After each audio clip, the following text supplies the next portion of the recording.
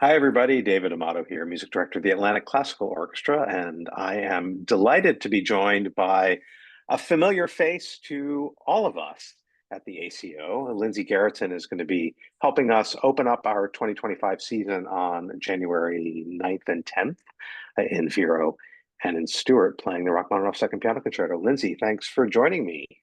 Thank you for having me. It's great to be here. So,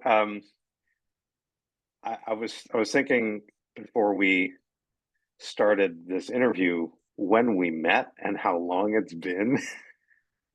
Yeah. So I think we met in probably like 1999. Does that sound about right? Yeah, 98?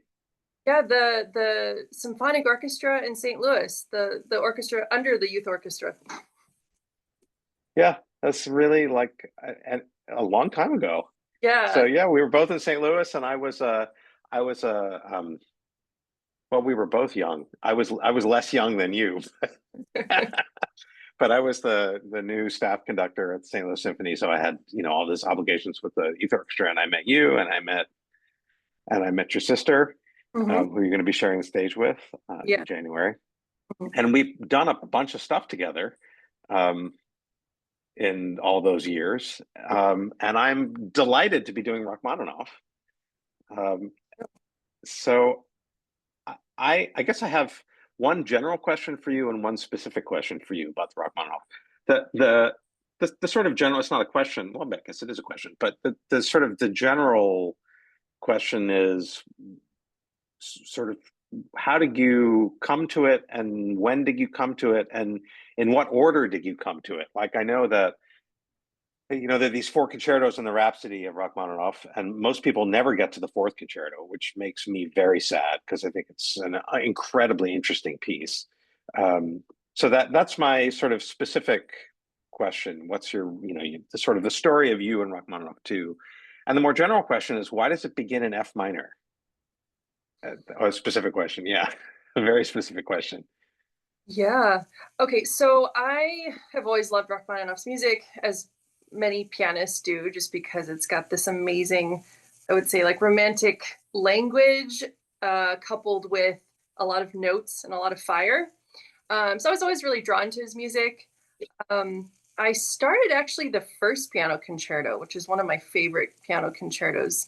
Has so much youthful energy and just a lot of like unbridled passion and all that good stuff. So I think I started the first concerto when I was maybe 16. And then I believe I did play the first movement with an orchestra. But then I mean, I learned the whole thing, but I only performed the first movement with an orchestra at that point. But then I started learning the second concerto. I believe I only started with the first movement. Hmm. And I actually performed that with an orchestra as well when I was about 18. And then I ended up learning the whole thing, but it was kind of interesting. I didn't learn the whole thing at once because that's kind of the opposite of how he composed it. He performed the second and third movements first. So yeah, it was interesting going from the first to the second and seeing like the similarities and pianistically how they're similar and different at the same time.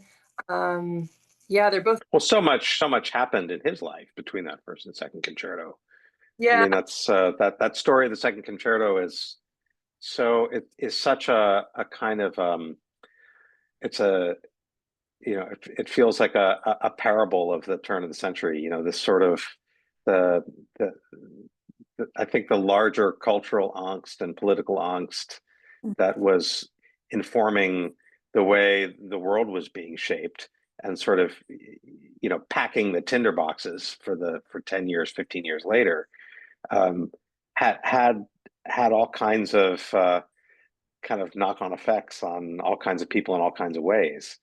And yeah, right. So Rachmaninoff got put in a funk because he had this disastrous premiere of his first symphony a few years earlier.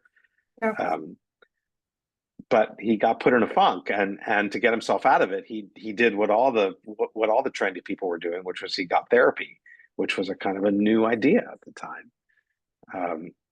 It seemed yeah, to work. yeah. What's even well, that it's interesting for a lot of reasons, but I think the fact that he used hypnosis was really fascinating to me. And like what the doctor was telling him and how, I guess, allegedly how that got him out.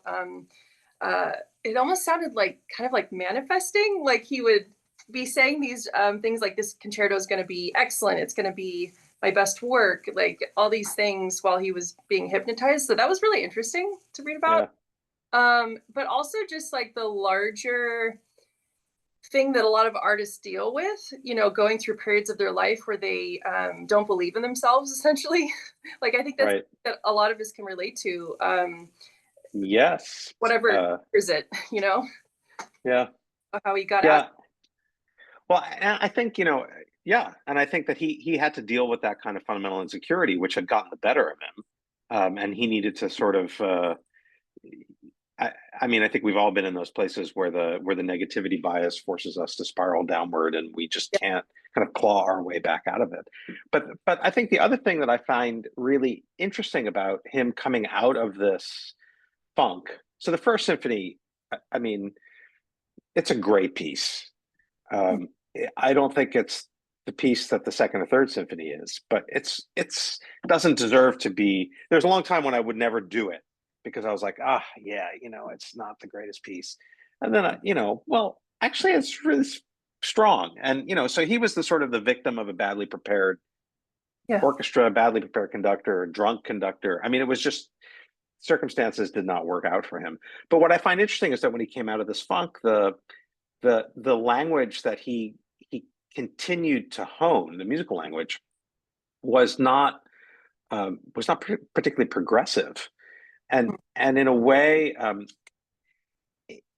that the places that the first piano concerto or the first symphony point, the direction that it points in is not fulfilled by the stuff that comes after this therapy.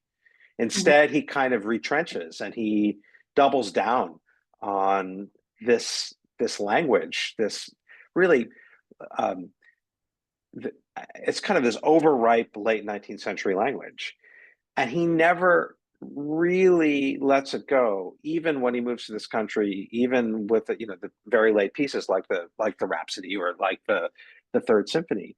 And I think that's part of this. That's part of his way to deal with the zeitgeist. Mm-hmm. This sort of the modern era coming too quick. Who knows, but it's sort of interesting. The piece stands as an interesting kind of stake in the ground for him. Yeah, definitely. I mean, I think it was clearly a language he believed in, kind of like what you're saying, and I think it really worked for him. Like it seems, the thing I love about the piece overall is that to me it does seem so sincere, and just the emotions. Like I mean, I know a lot of people. Not that this is a great comparison, but like sometimes the music of Franz Liszt, people are like, oh, I can't stand his music. It's a lot of fluff, but I kind of feel like there's similarities in how people approach and receive, the music of Rachmaninoff as well as Liszt, because I think there's actually so much in both of those composers that I think it's overlooked in terms of the like emotional depth, because you might hear it played not so well, or maybe you could hear a performance of the second Rachmaninoff concerto where it does seem a little bit superficial, like more focused on just the brilliance of the notes or that kind of thing. But I think people really respond to the sincerity of the music, and I think that's why it's endured so much over time. Even though a lot of critics didn't like it, they still don't like it sometimes, or gets overplayed, or whatever you want to say. But I love the sincerity that you feel in Rachmaninoff's music. Yeah, I think you're exactly right, and it's a yeah. I mean, I love the piece. It's why I never played very many concertos. It's one of the few that I played, Mm. and um, it was very hard.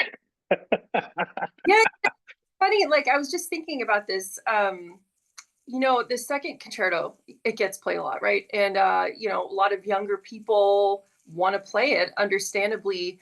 And I think for the most part, I want to say like maybe 80 or 85% of the concerto is difficult, but it's not like next level, how I would describe it, technically speaking, pianistically speaking. But there are certain passages in the second concerto was just like, this is so hard. It Yeah, comes out of nowhere, just like really gnarly passage work yeah, that showcases Rachmaninoff himself, like his amazing technique and yeah. mastery of the keyboard.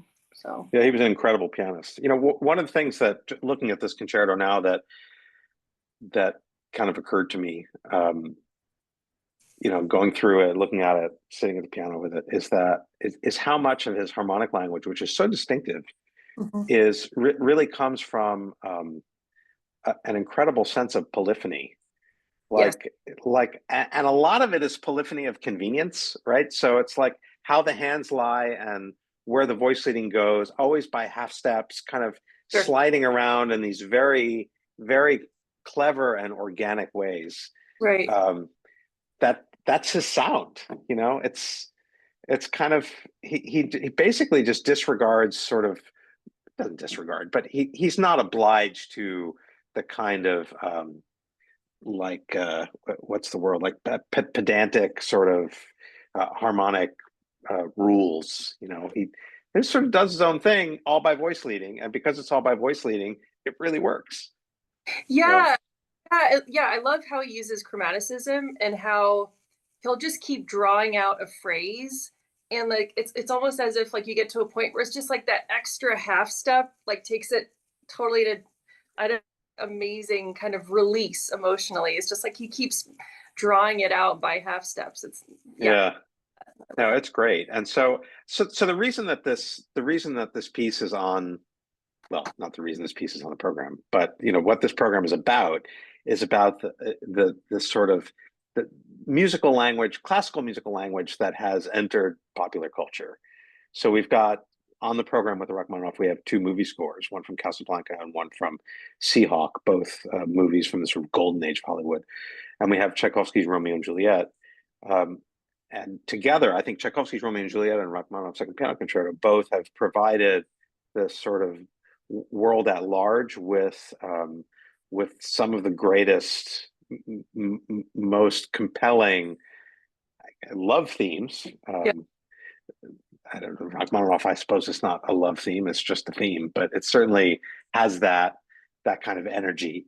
yeah, Um, and that both the Tchaikovsky and the Rachmaninoff have this music that's been just kidnapped, hijacked by popular culture for all kinds of purposes. And so I thought it was kind of a neat way to tie the program together to show the stuff that was written specifically for kind of popular consumption and the stuff that wasn't written specifically for it, but ended up appealing in that way.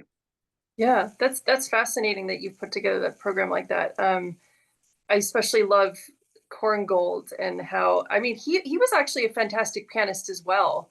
Heard some record. I mean, well, he was a child prodigy. But I think his tonal his language is kind of similar to Rachmaninoff to me so at times, and like the chromaticism and his amazing just gift for melody. So I think Yeah, those are so I don't know. they do. They're both pretty high cholesterol composers, I think. I do think that Korngold's relationship as a young composer with Zemlinsky Mm, uh, pushed him in a direction that was more comfortable with a level of dissonance that Rachmaninoff, I think, was never comfortable with. mhm. Um, so his music has a little bit more kind of tooth in it, Yeah. at least from a harmonic standpoint. Mhm. But the Rachmaninoff is really such a special piece, and I think another thing that I really like about this program that we're doing is that the Rachmaninoff often occupies the concerto spot on the first half, and it's eclipsed by some giant second half work. But in this case, the Rachmaninoff is I mean, though it is where it is on the program, it is the biggest gesture on the Mhm. concert, and I think it deserves that kind of spotlight. I mean, it's a very complete piece, and it's a big piece. And I think that when you're done playing it, when you're done listening to it, it's you need a break. Like it's a lot. Um, and so it's great to be able to have it, give it the sort of the limelight like it deserves. So why does it begin in F minor? This is so weird to me. Like, That's a great question. I mean, I can't say I have the answer, but I think it's to me, it's like a very two things that strike me about the opening. Just the fact that it's like bells. It's got kind of this maybe ode to church bells, or kind of that sonority. And I think because of that, I sometimes equate like plagal cadences, 4-1, yeah, kind of a church music. So I don't know if it's like an homage to that, or it kind of has that feel to it, but it gives it, I think, a certain sense of weight, like emotionally, maybe spiritually. That's kind of how I react to that. yeah, yeah. I think you're spot on. I mean, one of the things this you're going to laugh at this, but so in trying to understand why it begins in F minor, I of course I looked at the other two movements, and the other two movements also don't begin in the key that they're in, Yeah. right? So the second movement, which is in E, begins in C minor. Yeah. But that's because the first movement ends in C minor, and this was a practice that performers did all the time to bridge one key to another. They would improvise a little something to get you there. And I don't know, I probably told you this, but many, many years ago, I went to go hear Sure Tchaikovsky play recital, and it was unbelievable. And this is one of the things that he did. In between pieces, he just sat and improvised so that the new key was not Good. Yeah. hard to hear. So Rachmaninoff writes that in, and he does it in he does it to get into the second movement and also to get out of the second movement and into the third movement. Mm-hmm. And so I thought, well, what is he trying to modulate from in the first movement? So I like looked at his catalog of works and tried to figure out like did he write something recently that was in F minor that he needs to get himself into C minor? And the answer is no, not that I could find. I mean, so but this is what this is how sort of mysterious it is to me. Yeah. Yeah, maybe it is the sort of plagal sensibility, although it doesn't end up being a plagal cadence. It ends up being a 5-1 in the Mm-hmm. most kind of in a very unadorned way. Right. um I don't know. yeah, it's just it's weird. And I think um for folks listening to us, that maybe we just need to mention that one of the very unusual things about this opening, beside being in the wrong key, is that there's no orchestra involved. I mean, there are not a whole lot of concertos that begin just with the soloist, right? Yeah, I so mean, I guess, number two. yeah, right. Um, what Beethoven 4. Yeah. Yeah. Um, what else? I'm sure there are others. Yeah. I just can't think off the top of my head another example. I had one in my mind, but I don't remember. But yeah, I mean, it's just not the normal thing. But Right. I think that in the realm of the concertos that begin without the orchestra, they all begin in the right key. Yeah. That, So that is true. Yeah. It's so unusual. And so many. yeah, so but it certainly works. Yeah. A testament to Rachmaninoff's Yeah. genius. Um, And I love one of the things I love about this concerto too is it does seem like such a symphony with like, I don't want to say piano obbligato, but there's so many passages where like really just the piano is kind of like filling out what the orchestra is doing. So it's like chamber music, but on a large scale. And I love like how much opportunity there is for dynamic contrast throughout. Like I mean, I think that's one of the difficulties of bringing off a great performance, so it doesn't all just sound loud and like over the top. So finding all these places for contour and coming down in the dynamic, and it, like there's a lot of room for amazing moments. yeah, there really is, and I think playing it with an orchestra that's not ginormous. Yeah, that helps. Um, yeah, I think it is helpful. Yeah. just from the standpoint of giving those the softer end of things the kind of airtime that they deserve. Hmm. Um, yeah, it's a wonderful piece. I think I'm really looking forward to it. Ew. Uh, I mean, some of these tunes are so great. They really are. Yeah, they get They and they don't leave, but it's not a problem for me. yeah, right. And you know, I think to your point, I think this sort of careful planning of dynamics is so, I mean, I'm looking forward to working on that with the orchestra and with you to make sure that it's not always so bombastic. I mean, Yeah. he's very careful about when he says for things to be just loud as opposed to really loud. Absolutely. And it's tempting to just, you know, belt it out every time these things happen. And then it just becomes, it does become too much. Yeah.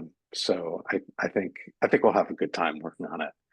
Yeah, Yeah. yeah, yeah. It's also like just looking at the score, talking about dynamics. It's also sometimes he's kind of counterintuitive where he does write a softer dynamic based on what I would expect with the music I'm seeing.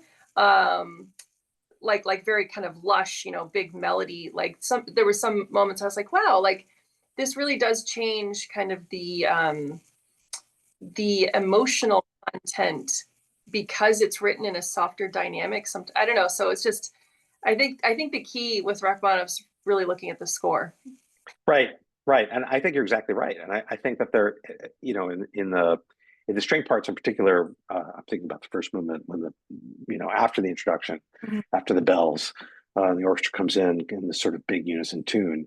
Mhm. Um, and through that passage, there are all of these little micro dynamics. Mhm. Get Yeah. louder, get softer, these very, very small kind of adjustments, which completely changes the affect of the music if you do them. You Right. know, and so I'm looking forward to that. And they're hard to do because they sometimes run counter, as to your point, they run counter to the sort of the instinct of where you Right. think it ought to go. Right. Yeah. So yeah, no, it'll be great. It'll Yeah. be great. Thank you for doing this. Of It's course. always a pleasure to share the stage with you. Yeah. You too. So I'm excited. This will be great. it'll be really fun. Yeah. So again, January, what did I say? 9th and 10th, Yeah. right? I think that's right. In Vero and Stuart. And we hope to see everybody there. And Lindsay, thank you so much. Thank you for having me. Take care. Bye bye. Bye bye.